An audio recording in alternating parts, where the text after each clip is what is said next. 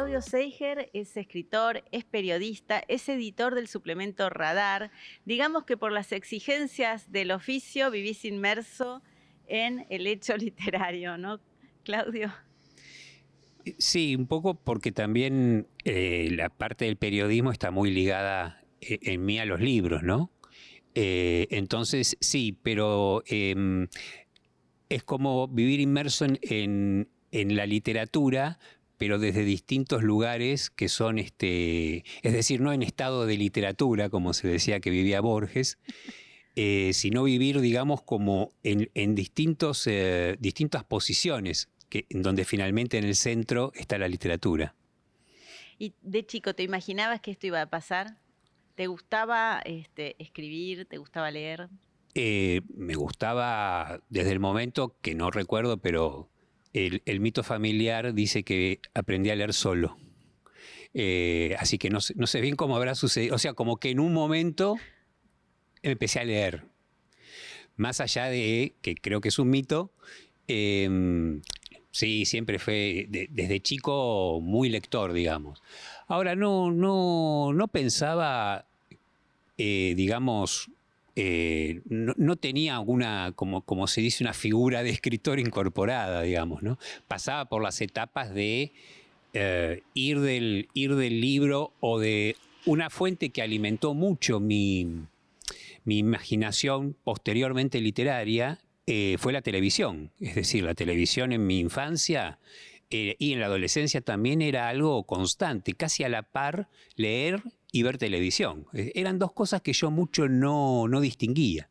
Y de todo eso, de alguna manera, fue saliendo, pero jugar a ser periodistas, jugar a hacer revistas, todas esas etapas que creo que muchos chicos pasan, pero no me planteé que eso, no tenía la más mínima idea de que era un escritor o que era una carrera de escritor. Todavía mucho tampoco la tengo, digamos. Pero por el juego iba ya despuntando el vicio, digamos, por el Exactamente, juego sí, sí, sí, con las exacto. revistas, porque en Sí, general sí, sí. muchos escritores dicen que de chicos hicieron una revista con la Sí, familia, y en sí. general motorizaban, ¿no? Porque si había otros hermanitos o primitos, el que motoriza muchas veces, hagamos una revista familiar, es el escritor, los demás siguen ese entusiasmo.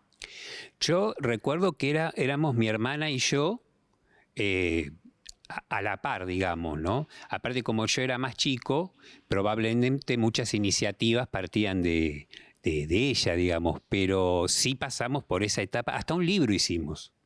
Ah, uno en Que conjunto. mi hermana lo encontró en un momento, por supuesto está guardado, es muy vergonzoso todo, pero hasta nos divertimos con recuperar en algún momento familiar esos viejos testimonios de los comienzos. Qué lindo. Y bueno, saltemos de esos comienzos mucho y lleguemos a 1999 cuando publicas tu novela Nombre de Guerra. Y ahí es la historia de un muchacho de 18 años que es llevado a prostituirse y que vive en la noche porteña. Salimos del mundo de la infancia a la cruel realidad de los 90. Claro, porque en rigor ese comienzo literario real, ese primer libro, eh, yo ahora estoy revisando un poco, volviendo a escribir sobre, después de Infancia en Mataderos, empecé a escribir sobre ese comienzo. Y la primera pregunta que me hice es, ¿por qué yo empiezo a ser escritor con esa, en esa línea, digamos, ¿no? Me preguntaba por qué, en vez de escribir sobre quizás obreros, trabajadores, personas del común o más del común de la clase media, con experiencias más cercanas, si es que quería de alguna manera ejercitar la novela social, ¿por qué me derivé hacia los Taxi Boys, una especie de segmento marginal sin el prestigio de la lucha, sin el prestigio, digamos, ni siquiera el prestigio que puede tener hablar de, en cierto, digo, un prestigio, un mal prestigio, pero que el romanticismo le ha dado a la figura de la prostituta. Mm. Aquí no, es todo mucho más áspero, hay algo de bibliografía, Néstor Perlonger, pero en definitiva ese fue el comienzo. Creo que tenía que ver un poco con lo que comentabas o lo que decías de instalarse como escritor, empezar en los 90, digamos, ¿no? Como tratar de buscar, de fijar algo que era muy contemporáneo, en ese momento casi simultáneo a la escritura del libro, mitad de los 90, por ponerlo ahí. Y yo recuerdo una frase del libro que dice un personaje, o mejor dicho, el narrador a través del pensamiento, que dice: ¿quién te va a culpar de tener sexo por dinero en este país sucio, denso y sin trabajo? Claro, bien, bien los 90.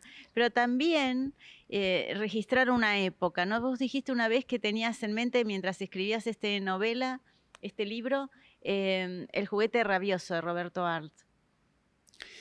Sí, lo tenía en mente en el momento de escribirlo, y El juguete rabioso probablemente es un libro, para mí quizás el libro más determinante. No quizás por su pertenencia a la literatura argentina, que creo que eso también me marca, porque yo tengo una inclinación a pensarme como escritor en las filiaciones de la literatura argentina. Pero siempre estoy pensando en El juguete rabioso. Me parece que es una potencia de la literatura que no para. ¿Y por qué crees que es eso? A ver. Creo que porque es un libro que fue escrito desde de algún estado que seguramente habrá tenido, primero que tiene toda esa fuerza del arranque, toda esa potencia de alguien que claramente está luchando con pocas herramientas, con la literatura, con el lenguaje, con la vida, con todo al mismo tiempo.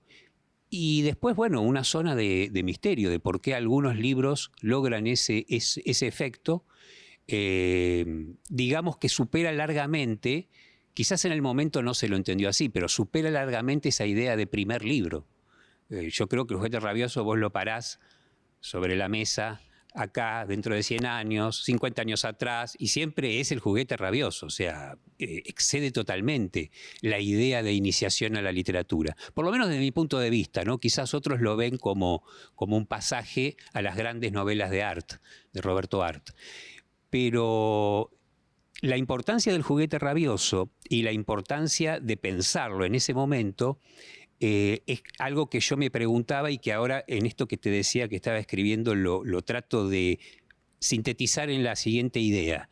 Si Silvio Astier hubiera vivido en los años 90, habría sido Taxi Boy, porque solo tendría su cuerpo para intervenir en ese desmantelamiento social y sin trabajo. Esto era lo que a mí finalmente llegué a la conclusión de por qué mi comienzo está ligado al juguete rabioso. En tus libros, vamos a ir a Infancia en Mataderos también, en muchos de tus libros hay como una constante referencia a lecturas. Y hace un ratito decías que para vos de chico ver televisión y leer era casi lo mismo, que pasabas de un mundo al otro casi sin darte cuenta. Cuando deslizás, ¿no?, en los libros, lecturas, ¿también tiene que ver con eso? Porque estás contando una historia y se entrecruzan autores, se entrecruzan lecturas. Sí, sí, eso lo acepto como un rasgo casi permanente, sobre todo que empiezan a aparecer después, ¿no? Quizás no en los primeros libros, donde intentaba de alguna manera ser más estrictamente narrativo, digamos. Creo que después tiene que ver un poco con uno mismo va evolucionando, uno mismo se cansa de leer libros estrictamente narrativos, o por lo menos creo que cuando estás muy inmerso en la literatura, ya esa idea de que el escritor no tiene que hablar nunca de sus lecturas o de su formación, o de, en cierta forma, no digo teorizar, pero sí, digamos, buscar alguna zona de concepto, de sentido, no quedarse solamente en seguir una trama o un argumento. Entonces, en la medida en que yo me fui despojando de ese prejuicio del narrador, creo que me permití incorporar zonas de reflexión, de autorreflexión, y un rasgo que para mí siempre, mostrar las influencias. mostrar, a veces en el libro, a veces en una conversación, una entrevista, hablar de eso, no taparlas. Claro, porque la influencia en un momento es hasta la palabra, fue una mala palabra para la literatura. Se hablaba antes de influencias, incluso en un aspecto de la literatura que es la literatura comparada, siempre se habla de la influencia, pero como un toma y daca, toma y daca como si fuera una contabilidad, ¿no? Débitos y haberes. Y eso desacreditó un poco que los autores hablen de quiénes eran sus influencias, pero realmente ya la superamos también esa. Fíjate que yo creo que a muchos autores les molesta que le pregunten sobre sus influencias. Bueno, no, estamos hablando de mí. Claro. Pero es cierto que aceptar la noción de influencia directa sin ningún tipo de mediación es un poco choqueante. Pero yo hablo de filiaciones. De hecho, en el libro Los Inmortales, casi te diría que es el tema del libro y una sección se llama Filiaciones. Y quizás la filiación es la influencia pasada por vos mismo, es decir, la influencia tampoco es el rayo que te toca. Claro. Y uno, digamos, se incorpora, sino que está justamente trabajado por tus propias lecturas de esos autores o de esos libros. A veces la influencia es un autor, a veces la influencia es un libro de un autor, o no todo el autor. Todo ese digamos, todo ese juego que uno puede hacer, que es un juego literario, hace que finalmente lo que quede en un texto o incluso en la mente cuando conversás, no es directamente así como entró sale la influencia. Claro, no. Todas esas mediaciones yo creo que es lo que finalmente hace que se desplace y que se pueda dar el juego de la literatura que sigue hacia adelante, ¿no? Si no, siempre estaríamos leyendo lo mismo. Es un proceso alquímico también. Como una ¿no? alquimia. Como una alquimia. Y en eso me imagino que el periodismo, si alguna vez te cansa, también te debe dar como el alivio de decir, bueno, sigo leyendo por trabajo también, ¿no? Porque es agotador, me imagino, tu trabajo como editor en un suplemento literario, pero también te está dando mucha posibilidad y casi una exigencia de seguir leyendo. Sí, pero como editor, como redactor, periodista cultural, crítico literario, bueno, todo ese conjunto. Claro, tenés que estar un poco al tanto de lo que se publica, al tanto de las novedades. Esa es una parte como más profesional que uno trata después que no determine o no, ahí hablando de influencia, una mala influencia, es decir, que no termines planteando o proyectando un libro tuyo propio en función de qué se está haciendo, qué se está escribiendo, qué está en la agenda, digamos. Pero bueno, eso la verdad que uno lo puede manejar. Yo no creo tanto en que hay una contaminación negativa entre periodismo y literatura. Sobre todo creo que porque si uno es atento a la literatura argentina, la gran tradición de la literatura argentina del siglo XX en adelante, y bueno, y antes también, es ni más ni menos que el periodismo. Claro, se hacían las dos cosas. Se hacían las dos cosas y juntas, después por separado, pero la literatura argentina empieza a fluir entre literatura, periodismo y política. El siglo XIX, después se profesionaliza, pero el que se profesionaliza es escritor y la mayoría de las veces periodista.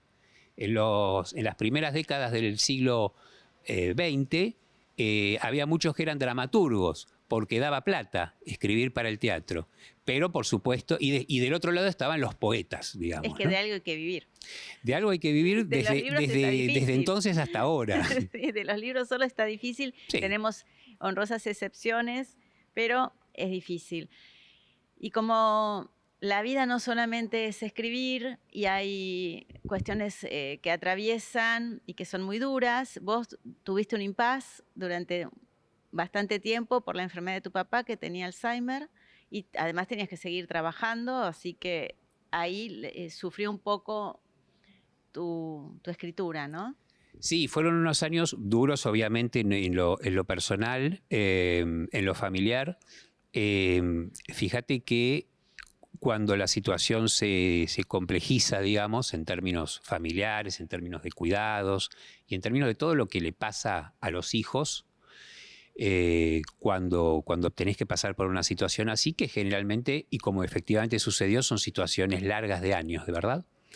Hay que convivir con eso y cuando yo publico Los Inmortales soy consciente que es un texto que empieza casi como una despedida con respecto a la figura del padre tal como lo conocimos y lo tuvimos, consciente de que por unos años no voy a escribir. Y efectivamente fue así. Y después retomé con un libro de cuentos, que es Verano Interminable, que bueno, surge un poco en esa especie de fase intermedia, digamos, ¿no? Y habrás visto en Infancia en Mataderos, empieza a partir un viaje quizás inesperado de volver al barrio, al que había sido el barrio de la infancia, al que había sido el barrio durante hasta los 20 años, aproximadamente, bastante tiempo, no es solamente que viví en Mataderos y en la misma casa solamente la infancia. Justamente empieza a partir de cerrar o clausurar ese duelo del padre. También hay mucha noción de frontera en el libro, ¿no? De lo que significa Mataderos, pero también los aledaños. Y una suerte de categorización, ¿no? Esto es Mataderos, esto no es Mataderos. A ver, contanos un poco eso. Yo creo que te imaginas que toda la reflexión sobre si Mataderos es un barrio, o mejor dicho, son varios barrios que están adentro de un mito llamado Mataderos, cuyo mito de fundación es el traslado de los mataderos a fines del siglo XIX. Los mataderos en donde transcurre el matadero de Echeverría no son los mataderos de los años 70, etcétera, que también luego se fueron desmantelando, sino que fueron los mataderos de Barracas, Parque Patricios, esa zona.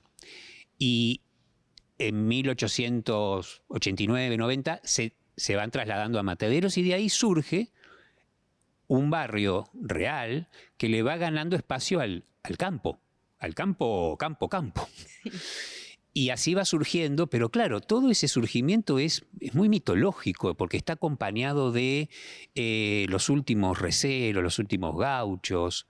Hoy todavía las celebraciones tradicionales de Mataderos incluyen al gaucho, incluyen todas las actividades que giran alrededor de la carne. Es decir, es un imaginario muy arraigado en ese límite entre campo y ciudad. Y por otro lado, uno después no vive todo eso al mismo tiempo. Pero, por ejemplo, lo que comentabas del Hospital Salaberry, que es algo que va apareciendo, ¿por qué va apareciendo de esa manera? Primero porque es un hospital que tiene una historia, y una historia muy rara, como si fuese una persona. Nace y un día muere, porque lo tiran abajo. La mayoría de los hospitales van quedando, digamos. No es tan frecuente que un hospital tenga un certificado de defunción, de demolición. Pero además, realmente como vivencia, yo durante el colegio secundario, que me traslada de Mataderos hacia Once, paso todas las mañanas de mi vida frente al Hospital Salaberry. Y veo su deterioro, y después cuando voy a la facultad los primeros años, también. Veo su deterioro día a día, semana a semana, mes a mes, año tras año, hasta que veo que no está más y lo tiraron abajo. Eso para mí fue muy fuerte, de recordar y recrear todo eso y Bien. sumarlo a la historia real del hospital que finalmente es demolido, donde muere el padre Mujica. Claro, después uno qué hace con todo esto, simplemente lo cuenta, me parece, mi intención fue enhebrar todo eso con lo que después es la infancia, es decir, la anécdota, los Pero está vecinos. simbolizado a través del hospital, bueno, esta también suerte de avatares y decadencias que va sufriendo el país. Está el asesinato de Carlos Mujica, están las lecturas. Hay tanto en Infancia en Mataderos, y tal vez para ir cerrando podríamos hablar de la madre y de la hermana, ¿no? Y antes esto que decías, ¿no? Que el chico se va a estudiar el secundario fuera de Mataderos. Y eso también se vive, con los amigos lo viven como una suerte de, no sé, de traición o ¿por qué te vas? ¿O qué te crees que te vas? ¿No? Toda esta situación también. Eso era, mis amigos, los que eran los chicos de la escuela, no tenía tanto amigos en mi cuadra, poquito, pero no eran, mis amigos eran los de la escuela, que parecía otro mundo y estaba a 8 cuadras, pero era otro mundo. Era yo el que vivía lejos, porque todos vivían alrededor de la escuela, a 7, 8 cuadras sobre la misma calle. Pero es justamente eso, cuando yo empiezo a decir, no, voy a ir a una escuela en 11, no, creo que la reacción era de como, de no entender nada, digo, no, ni siquiera era, pero ¿por qué? ¿No? ¿Quién se le ocurre? Y bueno, porque ahí estaba la escuela normal Mariano Acosta. Pero al mismo tiempo, a mí, es decir, provocaba esa sensación de extrañamiento. A mí me provocó, y eso casi te diría que fue casi el leitmotiv. Yo me sentí con ese traslado, ese cambio, tan desarraigado, tan te diría que molesto no es la palabra, mucho más que molesto, casi diría ofendido y desarraigado, que empecé un poquito a idealizar la infancia, porque me sentía tan fuera de mi ámbito, hacer ese viaje, atravesar la ciudad. Yo salía, por supuesto no me estoy victimizando, no hay cosas mucho peores, pero yo me acuerdo que un día salía tan temprano que estaba oscuro cuando iba al secundario, y atravesaba en un colectivo o en otro, depende los horarios, y me acuerdo de haber estado en el colectivo yendo. Seguramente debe haber sido que salí muy temprano y suben unas personas al colectivo que siempre iba lleno de trabajadores que iban a trabajar a los frigoríficos, muy temprano, 5 de la mañana. Yo iba un poco más tarde, pero 5 o 6 de la mañana ya convivías con la gente que venía a trabajar a los frigoríficos en Mataderos. Y en un momento sube alguien y dice, mira, sí, porque yo iba al colegio secundario con guardapolvo, porque era la escuela normal. Entonces usábamos en esa época el guardapolvo blanco, igualitario de la escuela normal. Y me miran, claro, habrán pensado que era un colegio primario, y dijeron, debe ser de la villa. Porque no lo decían, sino al contrario, casi elogiosamente, como diciendo, mirá, era como un gesto sarmientino, ¿no? El chico a las 5:30 de la mañana en un colectivo con guardapolvo. Y esto, más allá de lo anecdótico, me parece que era lo que graficaba lo que significó esa ruptura o ese cambio, ¿no? De estar metido en el mundo, que por más que yo lo idealice un poco, fue muy feliz de la infancia, ¿no? Con algunas cosas duras, etcétera, pero una infancia básicamente de barrio y con y donde todo lo malo pasaba por atrás. Es decir, si estaba muriendo a 7 cuadras de casa el padre Mujica, no nos afectaba. Es decir, no se enteró nadie de eso. Vamos a la madre, ¿no? Esta madre que tiene una anécdota en su vida muy importante, viaja a Estados Unidos, aprende inglés, bueno, algo sorprendente, pero a la que después su hijo le imagina muchas vidas posibles. Por supuesto que está el intento de retratar. Bueno, en realidad ya me corrijo, no está el intento de retratar a la madre real. No. La madre real queda en un lugar que por supuesto ya existe solamente en mi memoria, y teniendo en cuenta que murió siendo yo muy joven y siendo ella joven también. Es decir, eso después influye, hace muchos años que murió mi mamá, y la reconstrucción fue hacia esa madre con la que convivimos fuertemente en la infancia y en la adolescencia. Y después, a partir de ahí, como bien observaste, era imaginarle vidas. Yo lo tomé como que, en cierta forma, si mi mamá, que sí era la que me decía, vos vas a ser escritor, era ella la que me señalaba el camino de la literatura como fantasía, como ficción, como vuelo de la imaginación, ¿no? Después estaba el camino que quizás marcaba más mi papá, que era la literatura ligada a la política y lo social y lo intelectual. Los dos caminos marcados. Y bueno, yo creo que fui por los dos caminos.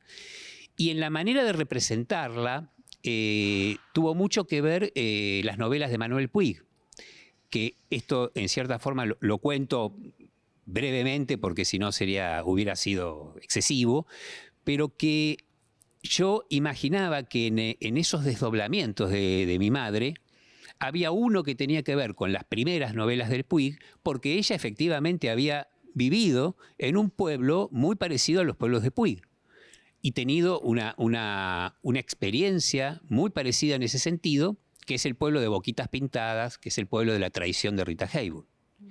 Pero después, por determinados rasgos, ahí sí, imaginados y proyectados, yo imaginaba una madre vanguardista, una madre artista, que efectivamente viajó a Nueva York, viajó a los Estados Unidos y conoció Nueva York y conoció la televisión en Nueva York, pero que, ¿y si esa madre, cuando no era mi madre, porque viaja a los 17 años, una experiencia realmente loca?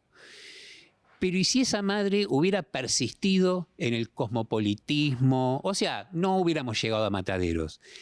Y hubiera sido una madre más parecida a De Buenos Aires a Fer, la novela de Puig, en donde justamente produce como una ruptura entre las novelas del pueblo y una novela que transcurre entre Buenos Aires y Nueva York, el psicoanálisis, es decir, una imagen casi experimental que yo llevé a el imaginario de una madre que, como todas las madres, podrían haberse postulado una vida paralela, digamos, ¿no? Y lo quizás que logra el escritor es dársela. Y sobre todo a una mamá que falleció joven, le diste otras vidas posibles. Muchas gracias. Gracias. Claudio.